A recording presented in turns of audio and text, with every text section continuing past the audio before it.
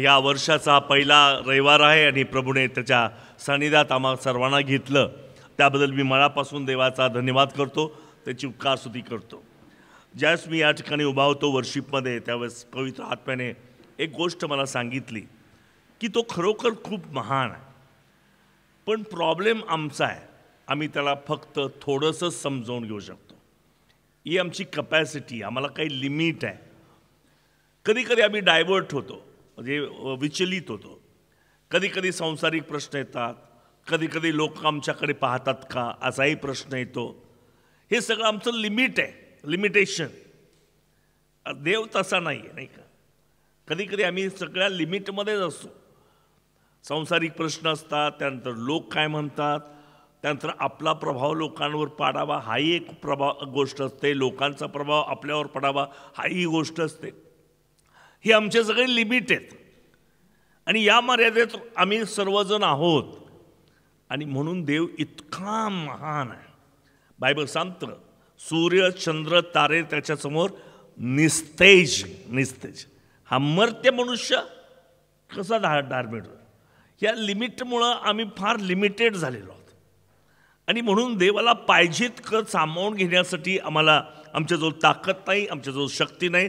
परंतु देवाची स्तुती असो की त्याची प्रीती मात्र आमच्यावर आगाध अशी आहे. हालेलुया. प्रियांनो, माहिती की देव आम्हाला कधी टाकत नाही आणि कधी सोडत नाही. आणि म्हणून आम्हा सर्वांना ही गोष्ट लक्षात घ्यायची आहे की देव आम्हाला कधीच सोडत नाही. कधी कधी लोकांना वाटतं की देवाने मला सोडले की काय. कधी कधी स्वतःला उन्हाखर वाटतं मी देवापासून दूर गेलेलो आहे की काय. कधी कधी लोक इतके निराश होतात, काही काही लोक तर इतके निराश होतात की त्यांची चेहरे एकदम सुकून जातात, की त्यांना कुठेतरी अनॉइंटिंगचं कमतरता वाटते. प्रियांनो, हे सगळे आमचे लिमिटेशन्स आहेत, म्हणजे आमच्या मर्यादा आहे, आमच्या स्वाभाविक मर्यादा आहे. पण असं जरी असलं तरी देवाची एक बाजू आहे, तो म्हणतो मी तुला कधीच सोडणार नाही, कधीच टाकणार नाही. हालेलुया. आणि म्हणून आपण आनंद करूया की देव आमच्याबरोबर आहे. पवित्र शास्त्राचा जर आम्ही नीट अभ्यास केला तर प्रियांनो मला सांगू द्या की पाप क्षमा ही सगळ्यात महत्त्वाची गोष्ट आहे. हालेलुया. तारण, त्याला आम्ही तारण म्हणतो. त्या तारल्यानंतर आम्हाला या जगात काही प्रवास करायचा आहे की प्रभू येशू ख्रिस्त येईपर्यंत.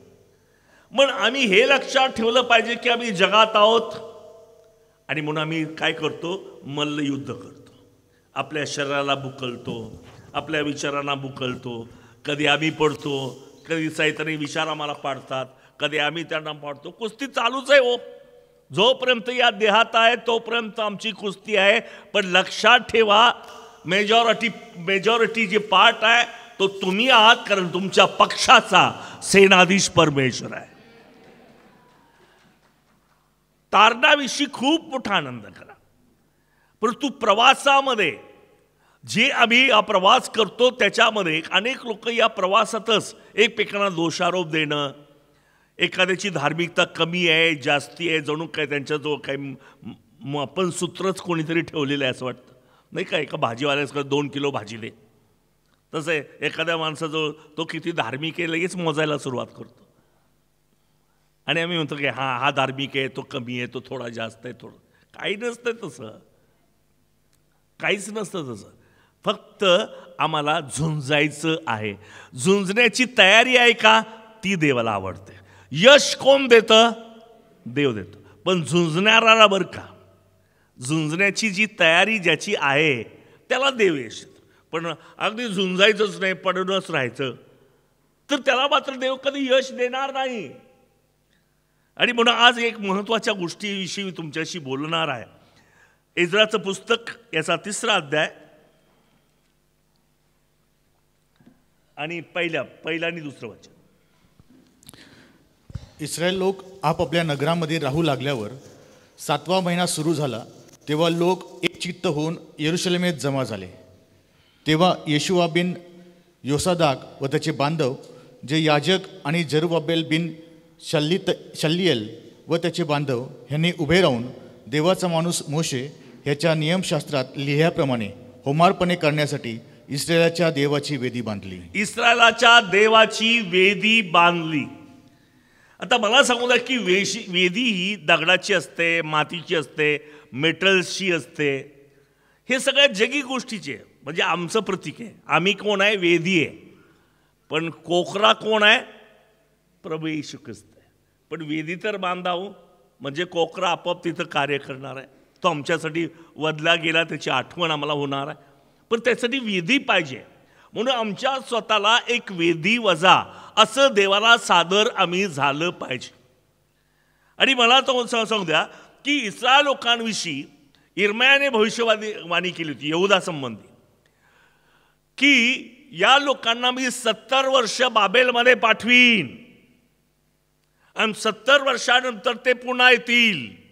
आणि आता 70 वर्ष झाले. इर्मयाने सांगितल्याप्रमाणे ते बाबेलात गेले आणि त्याला 70 वर्ष झाली. आता परतीचा मार्ग त्यांनी पकडला. देव सत्य बोलणारा देव आहे. जी भविष्यवाणी त्यांनी केली ती पूर्ण झाली. इर्मयाच्याद्वारे देव बोलला होता, मी तुम्हाला बाबेलमध्ये बंदिवासात नेईल आणि त्या बाबेलातून मी तुम्हाला सोडवील. आणि ही सगळी जबाबदारी देवाने पूर्ण केलेली आहे. यावरून एक गोष्ट आम्हाला कळते की देव आम्हाला बंदिवासातून जाऊ देतो, पण बंदिवासातून सोडवणारा सुद्धा प्रभू येशू ख्रिस्तच आहे. हालेलुया. त्याला असं वाटत नाही की माझ्या लोकांनी बंदिवासात मरावं, नरकात जावं, त्यांचं वाटेल ते व्हावं, असं देवाला कधी काही वाटत नाही. देव वाट पाहतो की बंदिवासातून माझे लोक पुन्हा कधी माघार येतील. प्रियानो, मला तुम्हाला सांगू द्या की त्या काळामध्ये बाबेलात असताना देवाने या 70व्या वर्षी वेगळ्या प्रकारचे लीडर्स तयार केले. म्हणून जग जिंकायचं असेल, लीडर तयार झाले पाहिजेत. हालेलुया.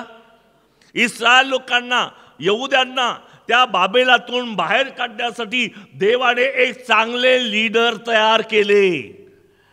आणि मला सांगतोय जरुबाबेल, नेहम्या, एज्रा सारखे बळकट लीडर देवाने तयार केले. आणि 3 टप्प्यामध्ये इस्रायल लोक बाबेलातून यरुशलेमेत आले. इस्रायलमध्ये ते आले 3 टप्प्यामध्ये. जरुबाबेलने एक टीम घेऊन आला, एज्रा एक टीम घेऊन आला, नेहम्या पण एक टीम घेऊन आला. प्रत्येकाने वेगवेगळे कामं केले. कोणी मंदिर बांधलं, कोणी वेदी बांधली, तर कोणी कोट बांधला. सगळे मिळून आम्ही देवाचं काम करतो. मग प्रत्येकाला वेगवेगळं काम देवानं दिलेलं असतं आणि ते करण्यासाठी देवाने आम्हाला निमस्त केलं असतं. आणि म्हणून मला तुम्हाला सांगू द्या, या 3 लोकांनी इस्रायल लोकांना त्या बाबेलातून नेतृत्व करून त्यांना बाहेर आणलं. आणि सर्व इस्रायल लोक बाबेलात कंटाळले होतो. त्यांना वाटलं की कधी एकदाच आम्ही मायदेशी परत येतो, यरुशलेमेत परत येतो. हालेलुया. म्हणून त्यांना ते वाट पाहत होते. म्हणून पटापट लगेच त्या लीडरच्या पाठीमागं ते पण जायला तयार झाले. हालेलुया. बाबेलात काय, एक पहिली गोष्ट तिथं बंदिवास आहे. बाबेलात काय, अपमान आहे. बाबेलात काय, अपयश आहे. बाबेलात काय, अप्रतिष्ठा आहे. कोणाला आवडेल हो? म्हणून या लोकांना वाटलं की कधी एकदाच आम्ही यरुशलेमेत परत येतो. ते वाट पाहत होते.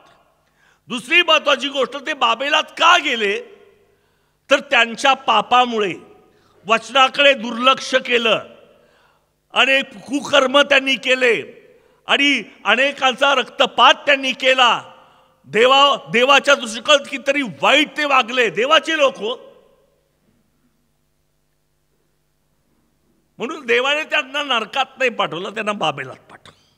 हालेलुया. बाबेलात.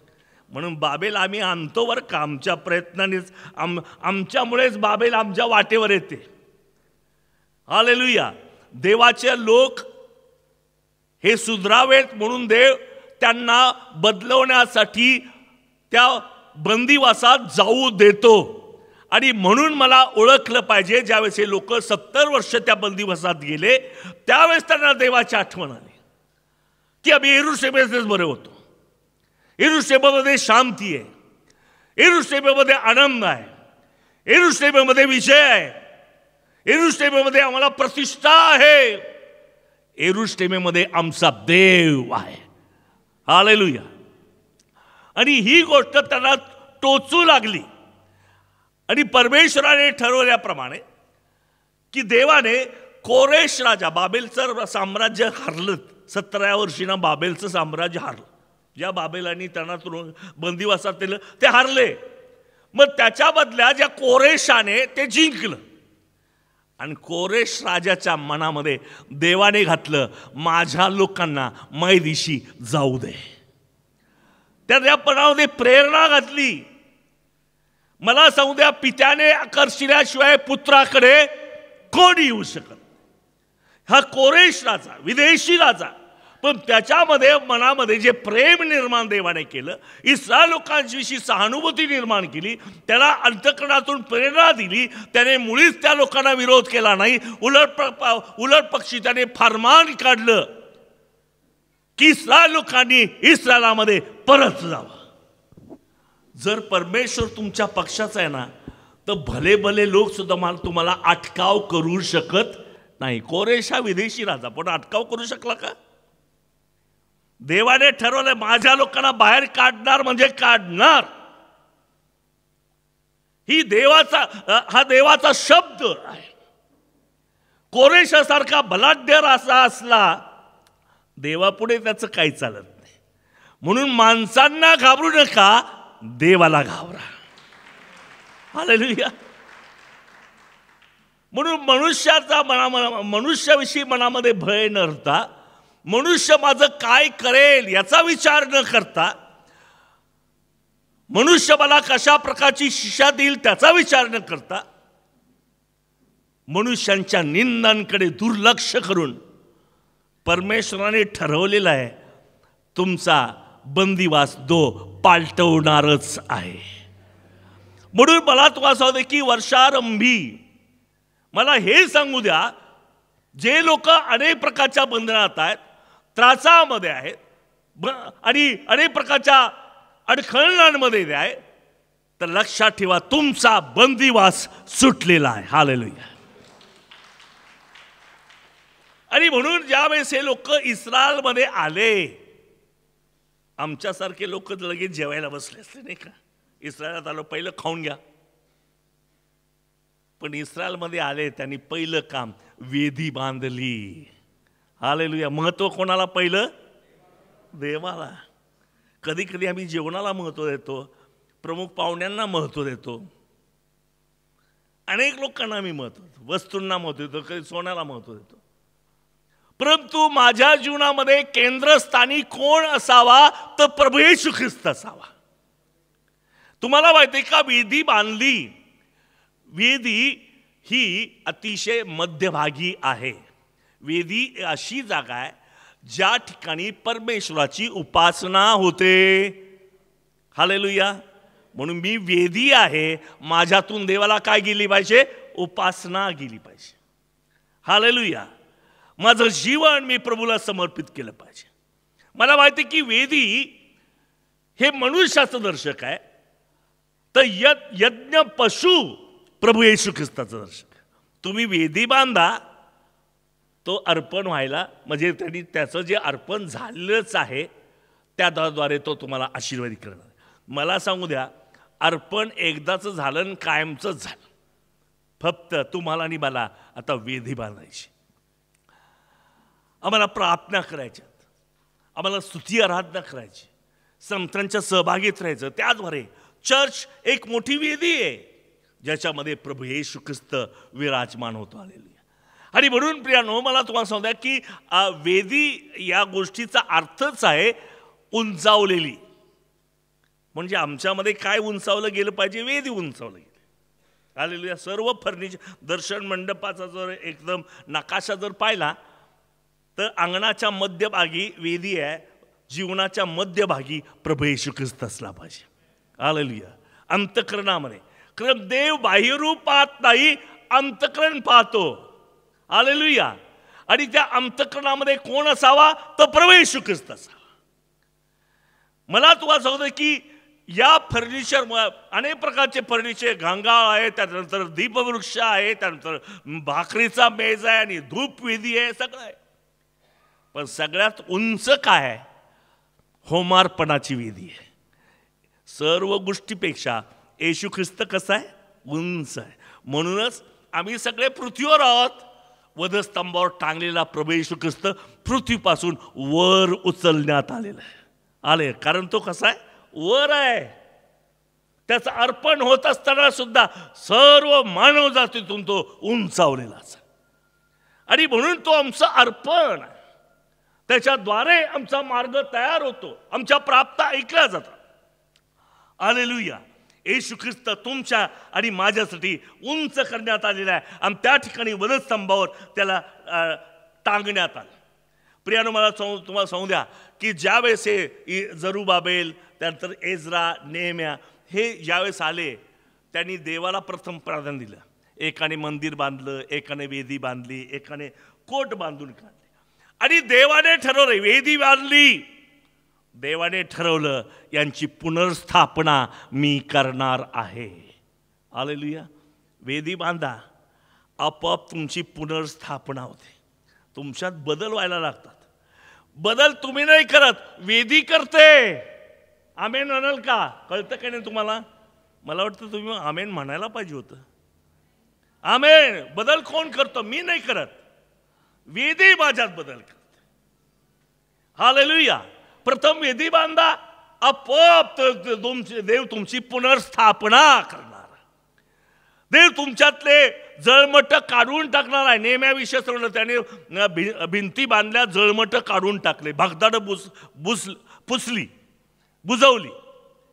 तर मला सांगू द्या की आमच्या बाबेलाच राहिल्या कारणाने आम्हाला अनेक प्रकारचे जळमट लागलेले. जो व्यक्ती जगात जातो ना त्याला लवकरच भागदौड पडतात. अगदी रात्रंदिवस चर्चमध्ये असल्यानंतर काही प्रॉब्लेम येत नाही, पण जो व्यवहारात जातो ना बाजारात जगामध्ये, त्याला मात्र कुठं भागदौड पडतात, कुठं जळमट लागतात, काय करतात. परंतु मला सांगू द्या की देव तुमची पुनर्स्थापना करणार आहे. हालेलुया. देव आम्हाला त्याच्या प्रतिरूपाचं बनवणार आहे. दुसरी गोष्ट मला सांगू द्या की यांनी वेदी यासाठी बांधली कारण बाकीचे जे राष्ट्र आहे त्यांची दहशत इस्रायल लोकांवर पडली होती. अरे बापरे, इस्रायल एक तर अशक्त, दुर्बल, छोटेसे लोक, थोडेसे लोक, आणि बाकीचे बलाढ्य राष्ट्र आजूबाजूला आहे, त्यांची दहशत या लोकांवर पडली. ते घाबरले, इस्रायल लोक घाबरले. मग या भीतीतून मला काढणार कोण? राजा नव्हे, वेदी. ती वेदी बांधली म्हणून त्यांची दहशत इतर राष्ट्रांवर पडली. कळतंय का? जोपर्यंत आमच्यात वेदी नाही बाकीचे राष्ट्र आम्हाला दहशत दाखवतात ना. जर वेदी बांधली तर आम्ही लोकांना दहशतीचं कारण ठरतो. Hallelujah. Amen. Praise the Lord. Hallelujah. आणि म्हणून तुम्हाला या जगाला जिंकायचं असेल तर तुम्हाला तुमच्यामध्ये वेदी निर्माण होणं किंवा वेदीसारखं तुम्ही असणं हे फार गरजेचं आहे. हालेलुया. Praise the Lord. त्याद्वारे देवाने या लोकांना नम्र केलं. इस्रायल लोकांना बाबेलात होते आधी फार गर्विष्ठ होते हो देवाविरुद्ध. नाही वचन पाळायचं, नाही चर्चला जायचं, नाही प्रार्थना करायची, काहीच नाही करायचं. देवाने पाठवलं बाबेलात जा, इथं तुमचं काही काम नाही, तुम्ही बाबेलात जा. आता तिथं गेल्यानंतर मात्र त्रासले हो. अपमान झाला, निंदा झाली, लोकांचे दोषारोप त्यांच्या झाले, निराशा झाली. तेव्हा ते कुठं नम्र झाले. आम्ही गर्विष्ठ होतो, आता ते नम्र झाले आणि देवाला तेच करायचं असतं. म्हणून देवाने नम्र करायच्या आधी आपण आधीच नम्र होऊयात. हालेलुया. कारण त्याचे नम्रतेचे धडे वेगळे तो. बंदीशाळेत पाठव, त्या अग्नीच्या भट्टीतून पाठव. अहो काय आम्हाला काही जमणार आहे का? ते काही जमणार नाही आम्हाला. म्हणून देवाने नम्र करायच्या आधी आपण स्वतः नम्र होऊया. तो दगड माझ्यावर पडायच्या ऐवजी मी दगडावर पडावं. हालेलुया. तो दगड जर पडला तर माझा बुगाच होईल. हालेलुया. म्हणून देवासमोर नम्र व्हा. मला एक उदाहरण सांगायचं होतं. सध्या जगामध्ये ते घडत आहे. की लोक एक प्रयत्न फसला तर दुसरा प्रयत्न, दुसरा फसला तर तिसरा, तिसरा फसला तर चौथा, पण नम्र व्हायला तयार नसतो. नुसतेच ह्याच्यात नाही यश मिळालं ना, काही प्रॉफिट बिफिट झालं नाही, चला दुसरीकडे जाऊया, ते करून पाहूया, ते करून पाहूया. अहो करून पहा, हारतालच. पण परमेश्वर सुवेळी तुम्हाला उंच करणार आहे. हालेलुया. देव तुम्हाला उंच करणार आहे. म्हणून आपले प्रयत्न थांबवा, देवाला त्याचं कार्य सुरू करू द्यात. हालेलुया. कारण माणसाचे प्रयत्न जिथं थांबतात ना, तिथं देव कार्याला सुरुवात करतो. आणि म्हणून आपले प्रयत्न आपण थांबूया. प्रभू हारलोय रे बाबा, थकलोय, भागलोय, तो म्हणतो मी तुला जोर देतो, मी तुला बळ देतो, मी तुला, तू आधी मन थकलाय म्हणून तरच मी बळ देतो. हालेलुया. कारण देव आम्हाला नवी शक्ती देतो, नवी सामर्थ्य तो आम्हाला देतो आणि त्याच्या सेवेसाठी तो तयार करतो. ज्यावेळेस इस्रायल लोक बाबेलातून परत आले, त्यास त्यांनी पहिली वेदी बांधलेली. आता मला सांगू द्या की या लोकांनी वेदी यासाठी बांधली होती कारण त्यांना अर्पण करायची होती. आता अर्पण करायची इच्छा आहे हो सर्वांचीच असते. देव बाप्पा सगळेच म्हणतात ना, चोर सुद्धा म्हणतात. तो आमच्या शेजारी मी तुम्हाला सांगितलं, भिलाचे लोक राहत होते ना पडेगावला, ते रोज संध्याकाळी चोराचा वेश घालून देवाच्या पुढे पाय पडायचे, दे बाप्पा चांगली चोरी मिळू दे. सगळ्यांनाच भय देवाचं, अर्पण करायची इच्छा सगळ्यांनाच आहे. वेदी बांधा. अर्पण कुठे करणार आहात? वेदी नसेल तर अर्पण काय कुठे करणार? म्हणून अर्पण तयार आहे, पण वेदी कुठे? म्हणून त्यांनी पहिल्यांदा वेदी बांधली. हालेलुया. आमेन. आपल्या जीवनामध्ये प्रथम स्थान परमेश्वराला द्या. हालेलुया.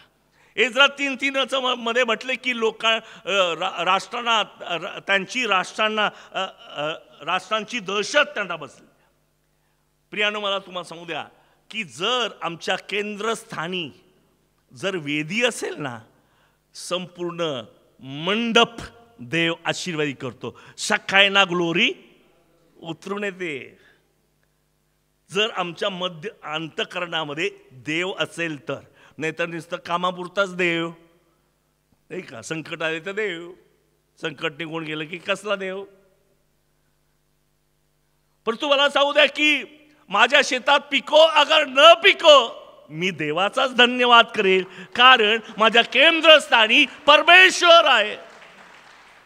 मला लाभ हो किंवा माझी हानी हो, नो मॅटर, डझंट मॅटर. मला देवापासून दूर कोणीच करू शकत नाही.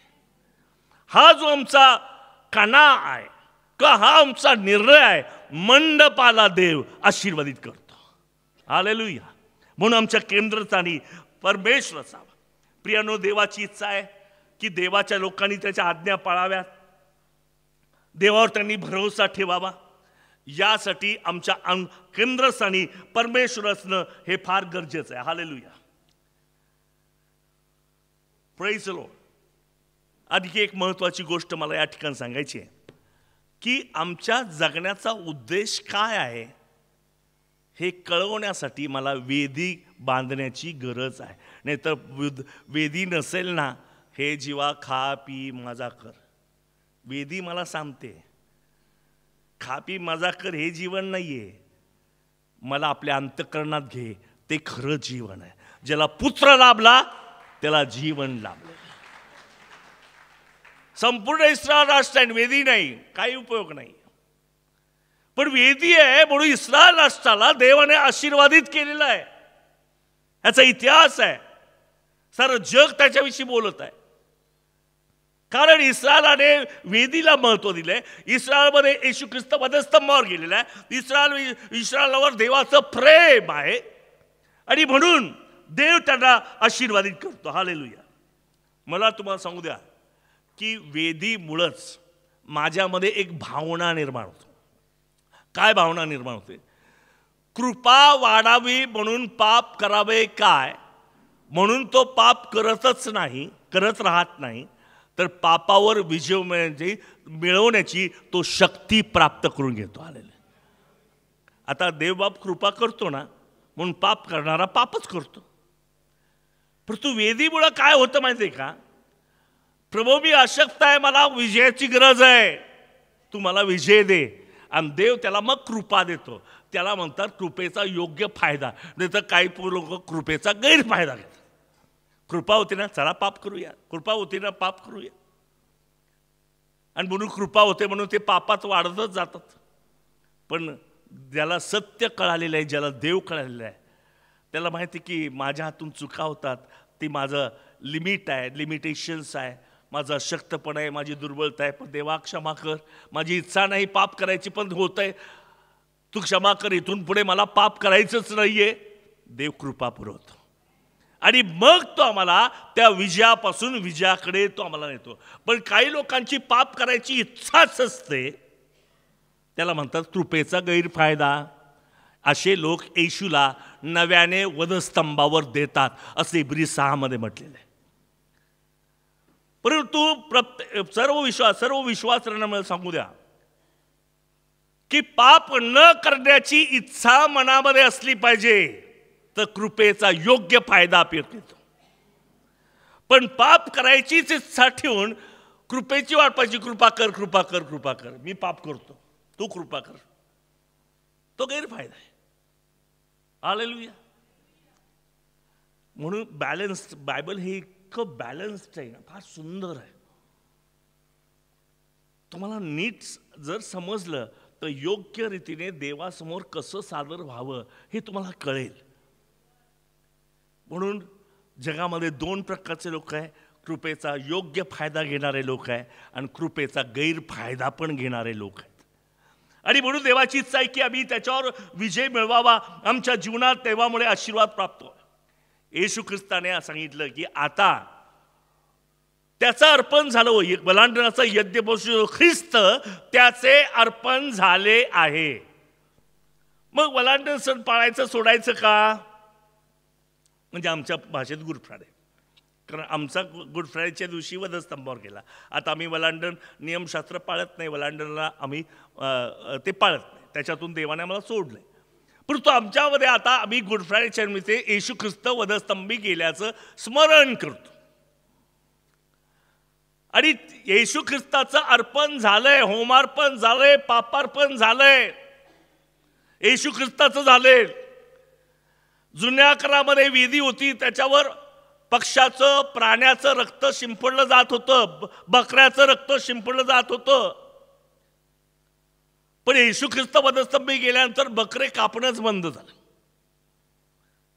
मग आता त्याच्याऐवजी काय कापावं?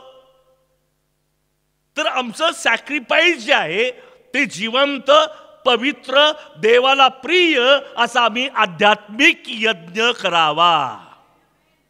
हालेलुया. समजलं का?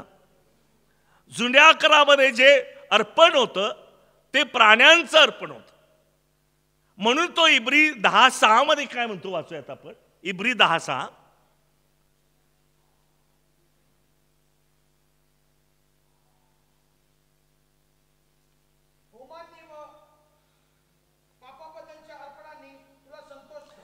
आमेन. संतोष झालाच नाही हो देवाला. किती बकरे कापले, किती प्राणी वधले त्या वेदीवर, पण देवाला संतोष झाला नाही. देवाला संतोष देणारा एकच कोकरा, त्याचं नाव प्रभू येशू ख्रिस्त आहे. हालेलुया. म्हणून आता देवासमोर सगळे फिक्केच आहेत हो, काही उपयोगाचेच नाहीत. कारण जो कोकरा अर्पण होणार होता तो अर्पीला गेला. आता त्याच्याबद्दल आम्हाला थँक्सगिव्हिंग करायचे. म्हणून आपल्या शरीराचा जिवंत, पवित्र, देवाला प्रिय असा यज्ञ सादर करायचा आहे. ही आमची आध्यात्मिक सेवा आहे. Hallelujah. Praise the Lord. Hallelujah. Hallelujah. आणि म्हणून मला तुम्हाला सांगू द्या की आम्हाला प्रत्येकाला आज आपल्या स्वतःचं अर्पण करायचं आहे. काही लोक म्हणतात की फक्त येशू ख्रिस्त बदलाय ना, झाले पापाची क्षमा. अहो, त्याच्या बदल्यात देवाने दुसरं सांगितले ना काहीतरी. तुम्ही आपल्या शरीराचा जिवंत, पवित्र आणि प्रिय असा यज्ञ करा. याचं कारण आहे, त्यावेळेस नियमशास्त्र दिलं. आता देव तर देणार नव्हतं, देवाने काय आपण होऊन दिलं नाही बरं का नियमशास्त्र. याच लोकांनी माहिती आम्हाला नियमशास्त्र दे, आम्हाला नियमशास्त्र. देवाने दिलं, त्याला देवाला माहीत होतं हे पाळू शकत नाही, घ्या तुम्ही मागताय तर घ्या. आणि त्यांनी एक करार केला. तो करार असा होता, हा करार आहे बरं का, तो जुना करार आहे ना, हा करार लेवीच्या पुस्तकात मला आता रेफरन्स आठवत नाही. त्या करारामध्ये ते म्हणतात, देवा मोशेला म्हणतात, मोशे देवाने जे काही हे लिहिलेलं आहे ते आम्ही पाळू करार. पण पाळू शकले का? हालेलुया, नाही पाळू शकले. तेच म्हटले आम्हाला करार दे, आम्ही पाळू. देव पण आपला गप्पच बसलाय, पाळायचं तर पाळा, मला माहिती आहे तुम्ही काही पाळू शकत नाही. आणि देवा दिला. शेवटी देवालाच काम करावं लागलं. त्याच्या जी अर्पणं दिली होती ना, अर्पणं, होमार्पण, पापार्पण, शांतार्पण, अन्नर्पण, पेयार्पण, हे सगळं प्रभू येशू ख्रिस्तावर त्याने लादलं. लोकांच्या मागणीनुसार मी त्यांना दिलंय नियमशास्त्र, पण ते पूर्ण करू शकत नाही. आता काय करायचं?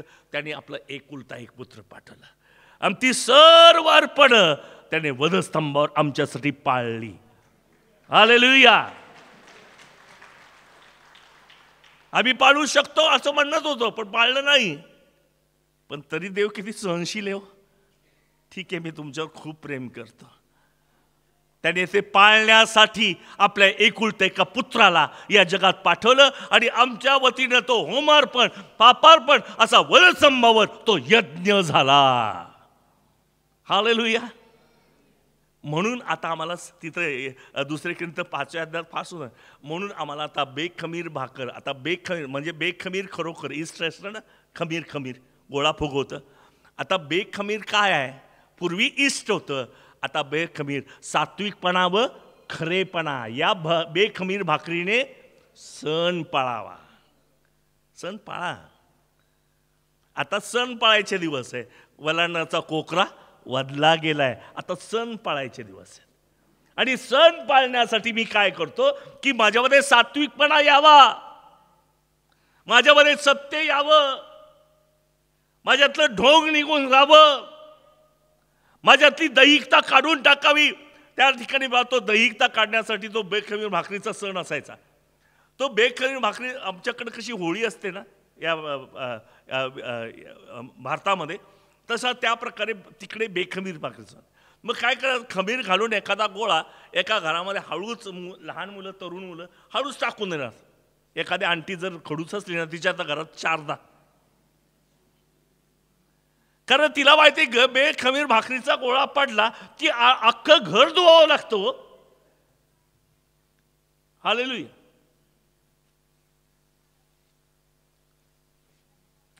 Hallelujah, praise the Lord. आणि मला तुम्हाला सांगतो की त्याला शुद्ध व्हावं लागतं आणि म्हणून त्याला तो बेखमीर. मला तुम्हाला सांगू द्या की आता आमच्यातलं खमीर, दुष्टपणा, भेदभाव, कपट, द्वेष, ढोंग, हे सगळं खमीर या गोळ्यामध्ये. आता त्याला आम्हाला काढून टाकायचं. बेखमीर असं आम्हाला बनायचं, नवा गोळा आम्हाला बनायचं आहे असं बायबल सांगतं. आणि म्हणून आम्हाला सण पाळायचं, आम्हाला खरेपणाने देवानं दिलेला सण. आणि हा सण पाळण्यासाठी मग ते करार दिला बरं का, देवाने त्यांना करार दिला. ते म्हटले आम्ही पाळू. बरं ठीक आहे, पाळता तर पाळा. मग देव म्हटला की तुम्ही जर हे पाळाल तर तुम्ही माझे पवित्र राष्ट्र आणि याजकगण आहात असं म्हटलं. हे जर पाळलं तर माझे याजक लोक आहात आणि माझं पवित्र राष्ट्र तुम्ही आहात. हालेलुया. खास निधी, देवाचे खाजगीचे लोक असे व्हाल केव्हा? ते नियम पाळले तर. ते पाळू शकले नाही, मग येशू ख्रिस्ताने आमच्यासाठी पाळलं. आणि म्हणून 2 पेत्र 2 अध्याय 9 वचन आपण वाचूया. काय म्हटले तेच. आधी 9:6 वाचा, निर्गम 9:6 वाचूया आणि त्यानंतर आपण 2 पेत्र 2:9 आपण वाचणार आहोत.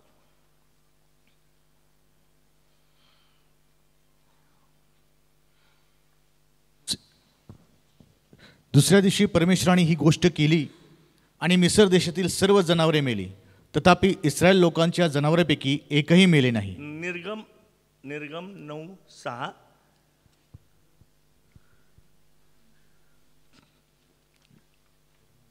निर्गम 19:6 सॉरी 19:6. पण तुम्ही मला याजक राज्य तुम्ही मला हे जर त्याच्या आधीचं जे पॅरेग्राफ वाचला तो करार मी तुम्हाला सांगितला तो करार आहे. त्या करारानंतर जर तुम्ही हा पाळला तर तुम्ही कोण आहात? याजक राज्य, तुम्ही याजक राज्य, पवित्र राष्ट्र. पवित्र राष्ट्र आहात. झाले का हे पवित्र राष्ट्र झाले का? याजक झाले का? नाही, कारण त्यांनी पाळलंच नाही तर ते कसे काय पवित्र राष्ट्र आहे? मग येशू ख्रिस्ताने वधस्तंभावर ते पाळलं, तो करार त्याने पाळला आणि त्याच्यामुळे आज आम्ही कोण आहोत? 2 पेत्र 2:9. तुम्ही तर निवडलेला वंश, राजकीय याजकगण, पवित्र राष्ट्र, देवाचे स्वतःचे लोक आहात. हालेलुया. येशू ख्रिस्तामुळे आम्हालाही मिळाले. नियमशास्त्राने आम्हाला होता आलंच नाही. येशू ख्रिस्ताने त्याच्या वधस्तंभी जाण्याच्या द्वारे पाप क्षमा केल्यामुळे तुम्ही आणि मी पवित्र राष्ट्र बनलो. आणि पवित्र राष्ट्र या नात्याने आमचं काय काम आहे? लोकांना अंधकारातून काढून प्रकाश. पुढे वाचा ते पवित्र राष्ट्र असा पुढे.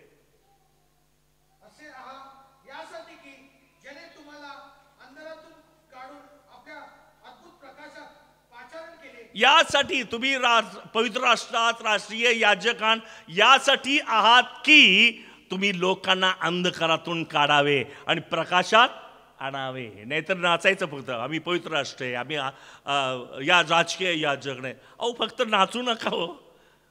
ते अंधारातले लोकांना तुम्ही प्रकाशात घेऊन या. आमेन. अनेक लोक बंधनात आहेत, अनेक लोक अंधारात आहेत, अनेक लोक सेलिब्रेशन करतात फक्त पवित्र राष्ट्र, आम्ही पवित्र राष्ट्र आहे, आम्ही राजकीय या जगाने देवाचे स्वतःचे लोक आहे. अहो बस करा होत, फार झालं ते. मुख्य काम काय? लोकांना अंधारातून प्रकाशात घेऊन या. हालेलुया. जर तुम्ही पवित्र राष्ट्र म्हणता तर तुम्ही लोकांना प्रकाशात आणा आणि देव आमच्यामध्ये हे काम करणार आहे आणि त्याद्वारे लोकांना आम्ही आशीर्वादित असे ठरणार आहोत. प्रियांनो, मला सांगू द्या की या वेदीच्या द्वारे तुमचा डायरेक्ट देवाशी संबंध येतो. आमेन. येशू ख्रिस्त म्हणतो नाही का, माझ्या द्वारे, वेदीच्या द्वारे स्वर्गात. पवित्र शास्त्रात एक गोष्ट आहे, 2 ठिकाणी, नव्या करारात, जुन्या करारात. जुन्या करारात एक गोष्ट आहे की एक शिडी याकोबाने स्वप्नात पाहिली. ती शिडीचं खालचं टोक जमिनीवर, वरचं टोक आकाशामध्ये, स्वर्गात. आणि त्याने पाहिलं की देवदूत चढत आहेत आणि उतरत आहेत. कुठं? त्या शिडीवरून. जुन्या करारातली शिडी हे नियमशास्त्र आहे. लोक वर पण जातात आणि खाली पण जातात. ही शिडी अशी आहे. पण नव्या करारामध्ये एक शिडी अशी आहे, प्रभू येशू ख्रिस्त. असं म्हटले, त्या शिडीवर चढताना मनुष्याच्या पुत्रावर उतरताना आम्ही पाहिलं. अशी एक शिडी आहे योहान 9 मध्ये, पहिल्या अध्यायामध्ये. अशी एक शिडी आहे की तो पवित्र आत्मा त्या शिडीवर, म्हणजे अशी शिडी आहे की देवदूत त्या शिडीवरून उतरताना आणि येशू ख्रिस्तावर उतरताना त्या ठिकाणी पाहायला मिळतं. तर मला सांगू द्या की जुन्या काळातली शिडी वर जाऊ दे, ते हळूहळू पटकन खाली पाडते. पण येशू ख्रिस्त नावाची शिडी आहे ना, ती आमचा शेवट तिथंच होतो. येशू ख्रिस्तामध्ये जाऊन आम्ही पोहोचतो, आम्ही तिथे पोहोचतो. आणि मला सांगू द्या की आता जुन्या करारातली शिडी आमच्या काही कामाची नाही. नव्या करारातली शिडी, तारणाची शिडी, प्रभू येशू ख्रिस्त, जी मला स्वर्गात घेऊन जाते, तो येशू ख्रिस्त. आणि तोच आमच्या जीवनामध्ये आम्हाला आशीर्वाद देणार आहे. प्रियानो, वेदीचा आणखी एक अर्थ आहे की आपल्या स्वतःला देवाला देऊन टाकणं, सगळंच देणं, आपलं सर्वस्व देवाला देणं. हालेलुया. असंही तर हा जो कन्सेप्ट आहे आम्ही लग्नामध्ये जास्त पाहतो नाही का, तुझे लोक ते माझे लोक, तुझा देव तो माझा देव वगैरे. आजपासून मी माझी न राहता तुझी होते, आजपासून माझा न राहता तुझा होतो, असं म्हणतो का. नंतर हळूहळू एक एक येत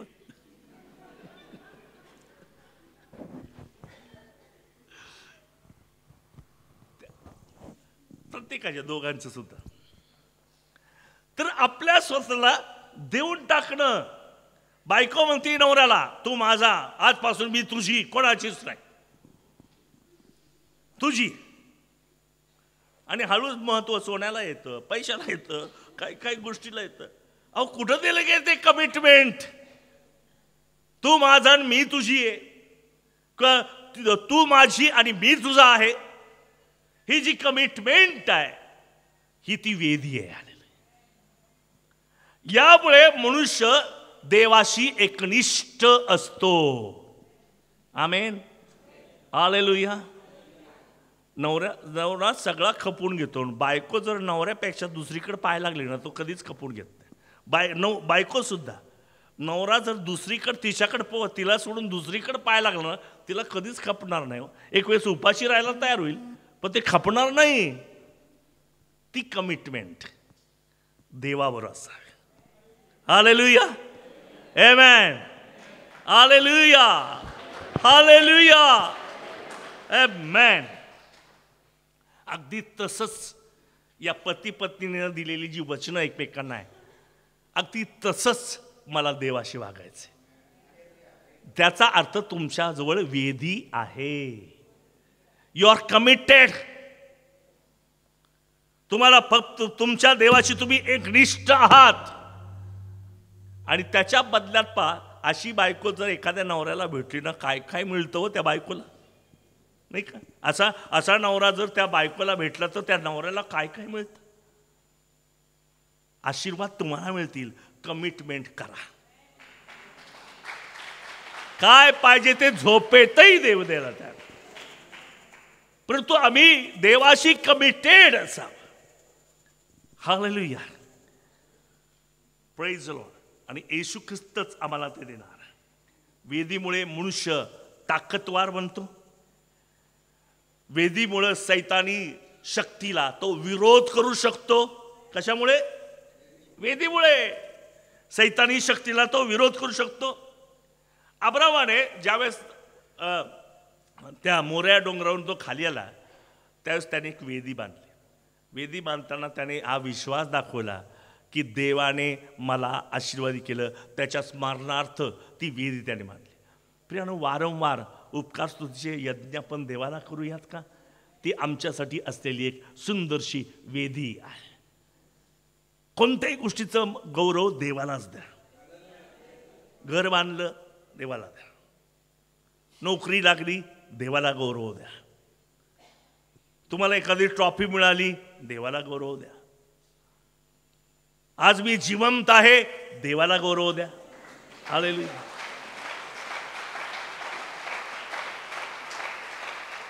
ही वेदी आपल्यामध्ये पाहिजे. आणि म्हणून तुमची दहशत राष्ट्रांना बसेल. आमेन. एकनिष्ठ, एक जिन्सी लोक आहात. आणि इतकंच नाही, ज्यांच्या जीवनात ही सुंदरशी वेदी आहे ना, हे नवीन वर्ष आशीर्वादाचंच आहे. आमेन.